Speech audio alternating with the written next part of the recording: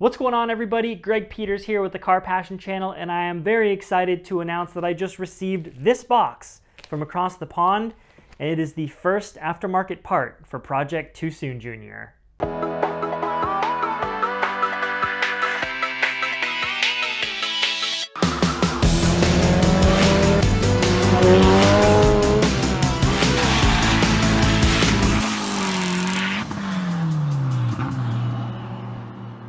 So for some of you guys, that intro already gave it away what's in here, but before I start talking about it, I'm gonna crack it open and show you guys what it is.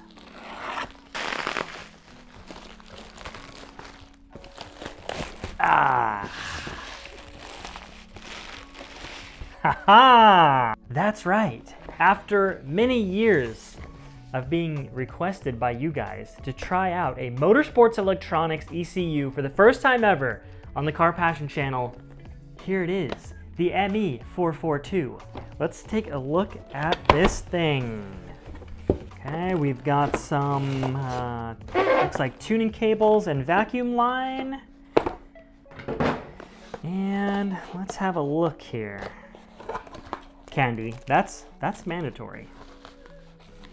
Whoa, okay, this thing is tiny. I've never seen one of these in person. Wow, it's so tiny.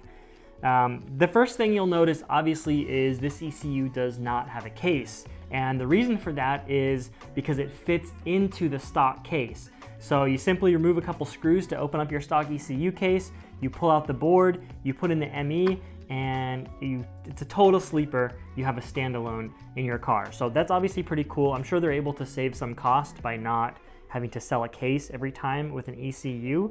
But yeah, let me talk about some of the features of this thing and kind of why I went this direction for the NB. So it's my understanding that in the UK, Motorsport Electronics ECUs are equivalent of Megasquirt in the US as far as popularity.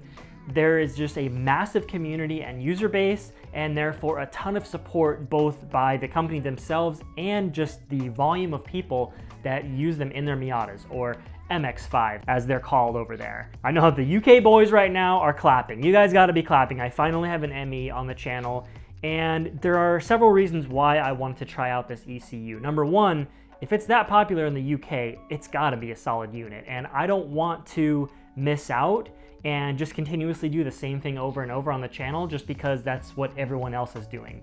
And another part of that is I wanted the challenge of learning something new, something different. I don't know if this is going to be harder, easier, better, worse. Now, I'm not here to say that one brand or ECU is definitively better than another one. I simply want to bring something new to the channel, which might aid you guys in making a decision on your own if you're debating between different brands of ECUs. Now, this one that I'm holding in my hands is the ME442, which is the hopped up version of the more popular ME221.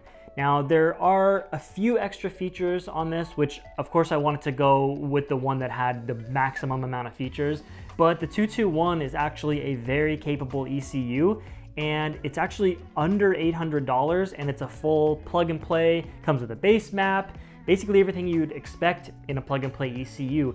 And one of the most standout things to me on the 221, which is the less expensive one, is it has full VVT control. So it's a plug and play standalone ECU that you can use with your VVT swap. Now this one is a little bit more expensive by a couple $100s, but it's got some extra things like a wideband sensor controller, so you don't have to buy a standalone wideband system. It's actually got the system integrated into it where all you need is the sensor. And it's also got provisions for exhaust gas temperature, which is going to be very important for the nitrous build, of course. I do want to try monitoring exhaust gas temperature. It's never, it's something I've never done on a Miata or with tuning before, so I want to be able to play with that. The NB is all about new things that I haven't done on the channel yet. So anyways, I don't want to go too deep into features and this and that. I just wanted to show you guys, I just want to crack this thing open, on camera. It's the first time ever seeing one, and I cannot believe how tiny and just like neat this thing is. It's really incredible that so much technology and capability is fit into this tiny little unit. So something I want to do with the NB is I'm going to have that car on a dyno as many times as possible. I'm going to test as many different things as I can, hopefully do some myth busting and put some rumors to bed as far as what makes power, what doesn't. I want to dyno it completely stock and then just install a standalone ECU and do some tuning on the dyno, get it tuned up for 91 octane and see if there's anything to be had without any bolt-ons at all, just completely stock. If you went to a standalone, are there any gains to be had? And I really think there are going to be, because the stock Miata is tuned for 87 octane to begin with, so just retuning it for 91 should be able to get a little bit more timing into it and possibly pick up a few horsepower.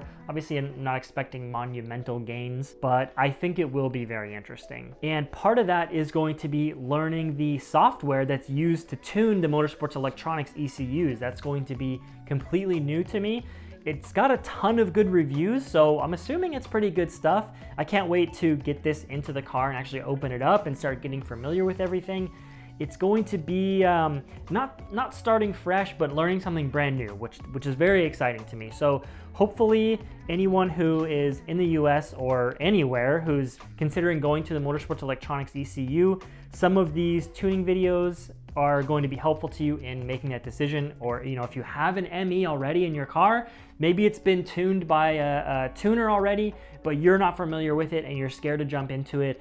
I'm going to show installing this in the NB, getting it set up from the base map, and really just trying to show as much as I can from square one. That's a huge advantage of me buying a stock Miata. Now I have something that's similar to what most people out there have. Once a car is so modified like the red car, there are just a lot of jobs and procedures that I can't really do on it because they don't relate to the majority of Miata owners. So again, it's great to have a stock car again so I can do things like this. I'm pumped to get this thing in the car and just start playing with it.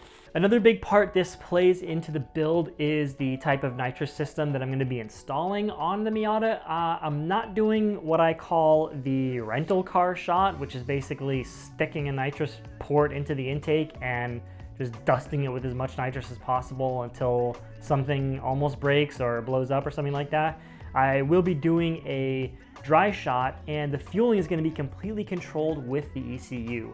So I'm going to talk about ramping in the nitrous and how to stay safe, basically. Instead of doing the more common wet shot where you're trying to inject fuel and nitrous through the nozzles and the intake and all that, the fueling is going to be completely controlled by the ECU with big injectors. And another cool part about that, since the car will be on a standalone with big injectors, I can take the upgrade path in any direction I want. If I want to go turbo, if I want to go ITB, if I want to go supercharged, I'm already going to have the base layer done. Anyways, I want to hear from you guys what you think about me going to the ME442 with the Miata. Anyone who's out there, the UK MX-5 boys, how do you like your Motorsports Electronics? Are there any tips you have for me before jumping into this thing? It's going to be as much of a learning experience for me as it is for you, and I think it's going to be great. So don't forget to drop a like on this video if you did learn something.